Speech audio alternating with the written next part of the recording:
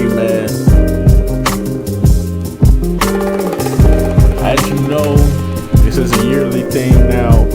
We do this every year to start Virgo season off right. We gotta pay respect to the guy who starts his birthday. It's the very first day of Virgo season. Kobe.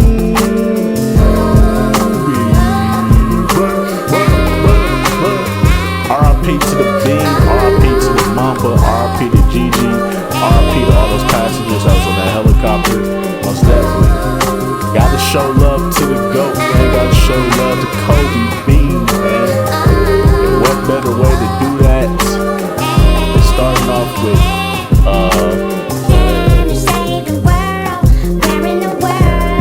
some Kobe and Shaq video, I should say. But yeah, man, you're gonna see a bunch of Kobe videos go up today and tomorrow. We honor Kobe, obviously, for his birthday. Then for the Mamba Day, which will be 8/24.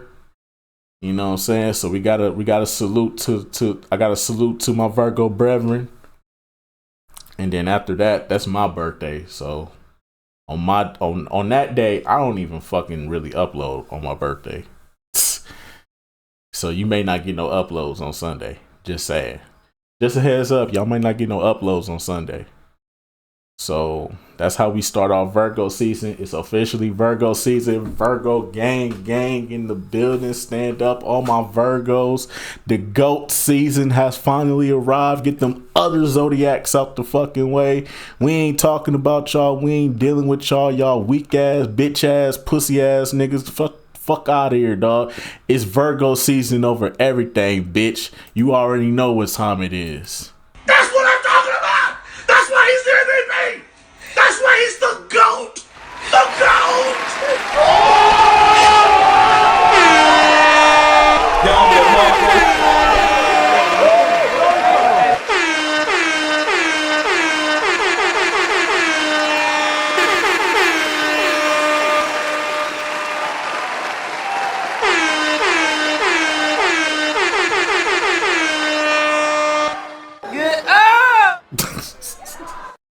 But anyways, though, without further ado, let's get right into this. How Shaq and Kobe powered the greatest team ever. That might be up for debate, though. You got the Jordan Bulls. You got the Bill Russell and his Celtics back in the days. That's a tough one. You got those KD and Steph Warriors. I don't know.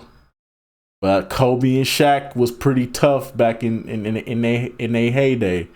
So without further ado, man, let's get right into it. Well, throughout the course of NBA history, we have seen a varying amount of all-time great teams, with many holding some stake in the claim for the top spot. Teams most notably referenced on the short list include the 1971-72 Lakers, a pairing of Jerry West, Wilt Chamberlain, and Gail Goodrich, a team that still holds the all-time NBA record for single-season net differential and the record for the longest win streak ever at 33 games.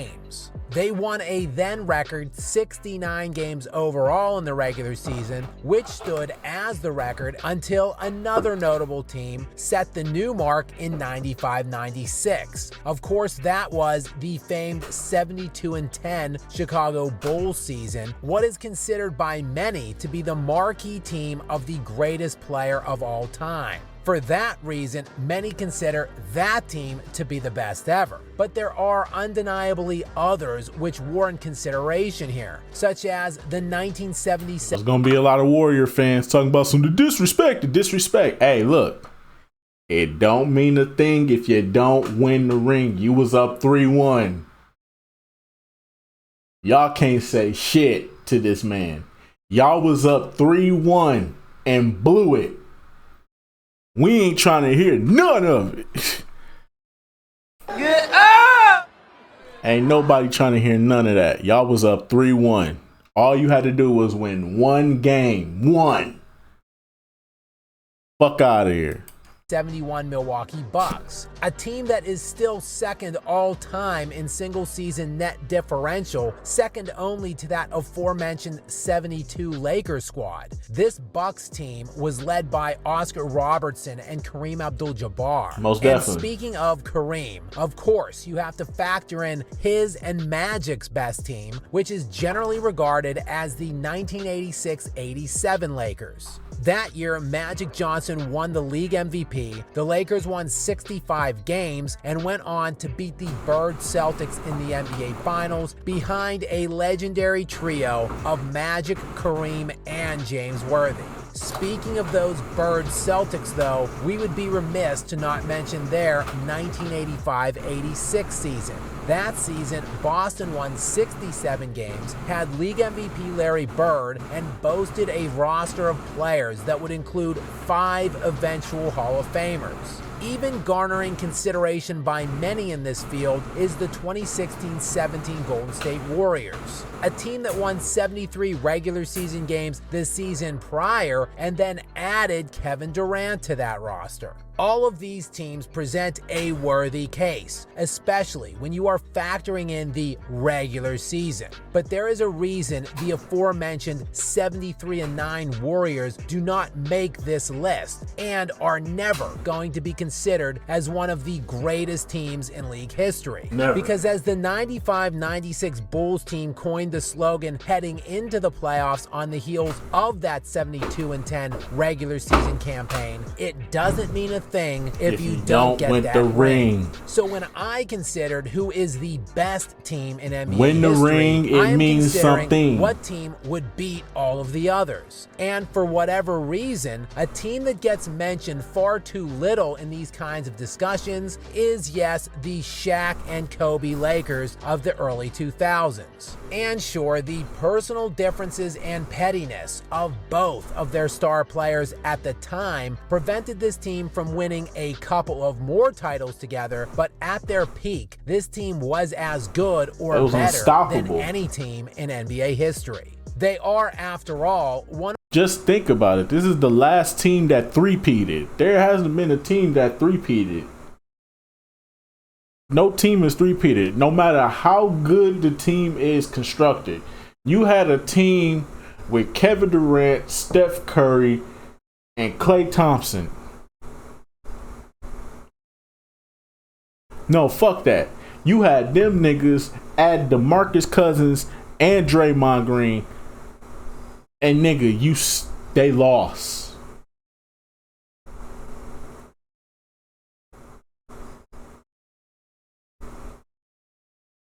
Nigga, nah, bruh, nah. This is the last team to actually three-peat, bruh. I'm glad to say I lived through 2 teams three-peating in the NBA. The Chicago Bulls and the Los Angeles Lakers. I'm glad to say that I lived through an era where I saw 2 three-peats of greatness. One of only 3 teams to win 3 consecutive titles in the post-merger modern NBA history, spanning nearly 50 years since 1976. Jordan's Bulls did it twice, and this Lakers squad did it once. That's it. That's the list of teams that have pulled off a three-peat in modern history. And the best year they had was unquestionably the 2000-2001 season. The Lakers were coming off of their title defense from a season prior, and when evaluating their regular season, this team doesn't look very impressive at all. A mere 56-26 record, which wasn't even good enough to lead their own conference that season. However, the Lakers were dealing with a number of injuries that year, most notably to Kobe Bryant, a typical Iron Man player who ended up missing 14 games that season, and starting point guard Derek Fisher, who ended up playing in only 20 regular season games overall. So while the Lakers did struggle to find consistency through much of the regular season, the Tim Duncan-led San Antonio Spurs, who at the time were just 1 year removed from their own championship, ended up securing the 1 seed in the Western Conference. Oh, and speaking of the West, it was absolutely stacked that season.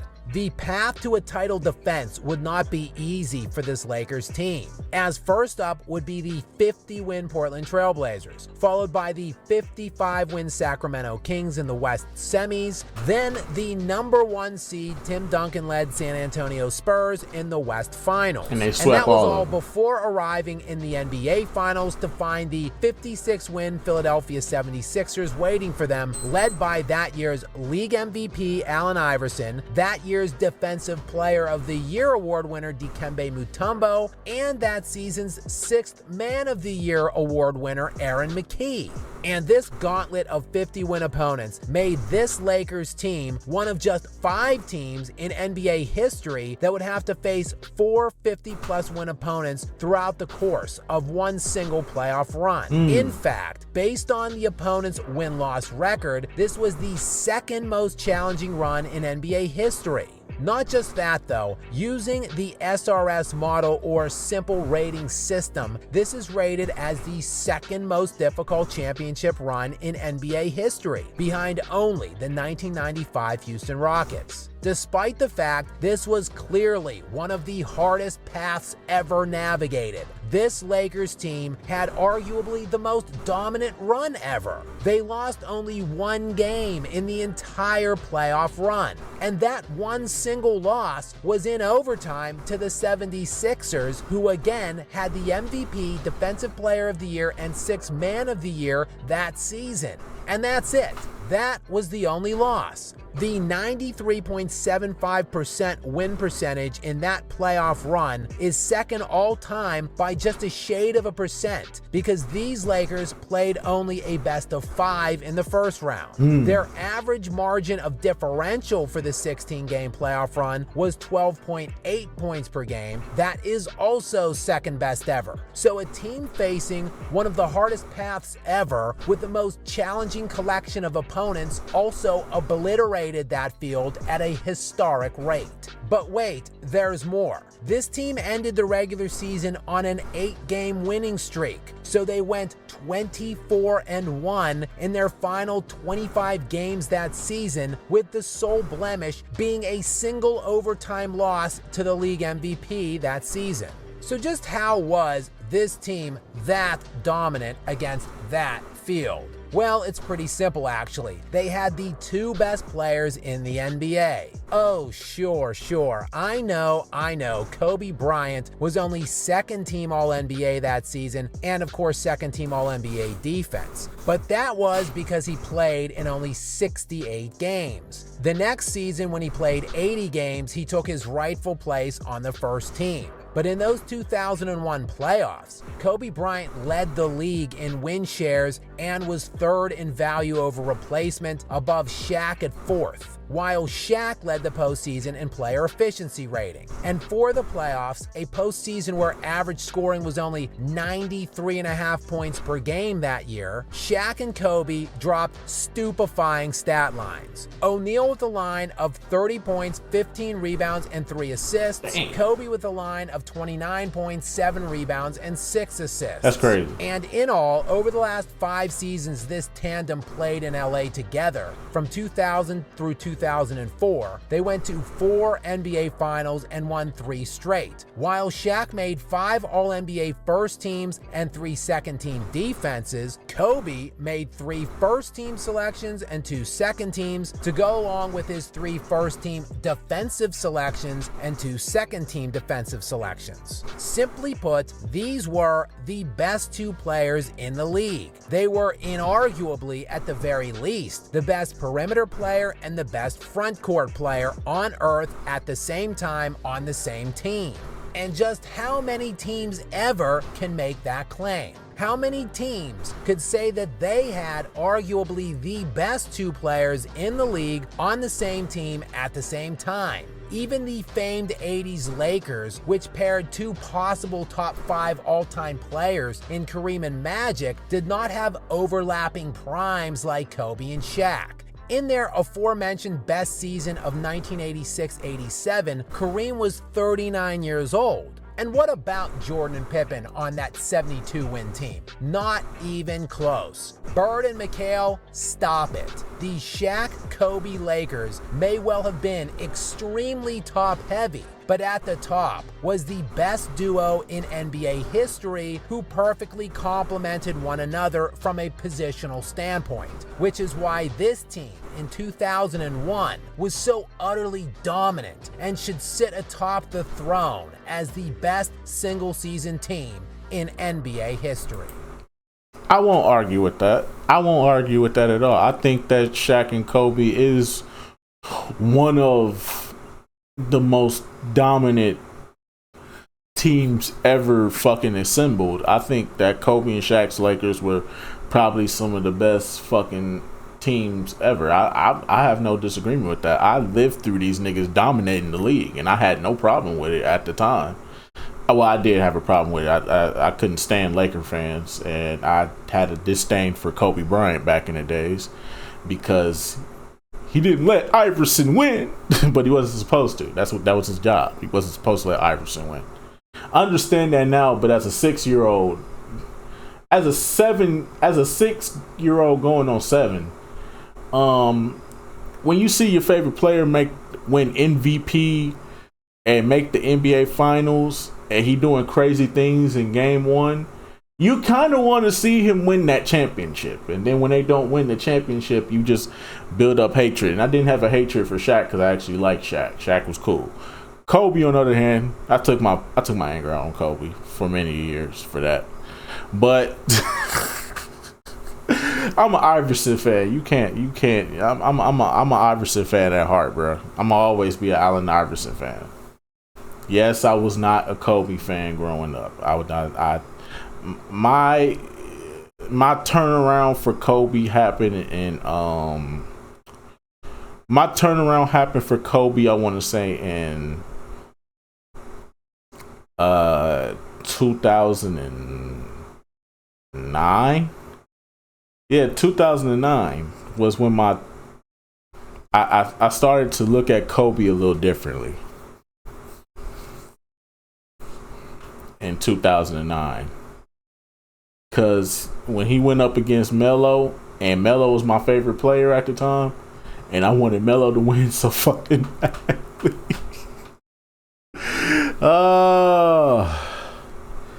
And Kobe destroyed them niggas in that final game. Kobe destroyed them niggas. I said, you know what? He got it, dog. He got it. But yeah, man. RP to the Bean, RP to the Mamba. Kobe Bryant. RP to the Bean, RP to the Mamba. I will see you all in the next video. More Kobe content to come, man. Just wait on it. Bye.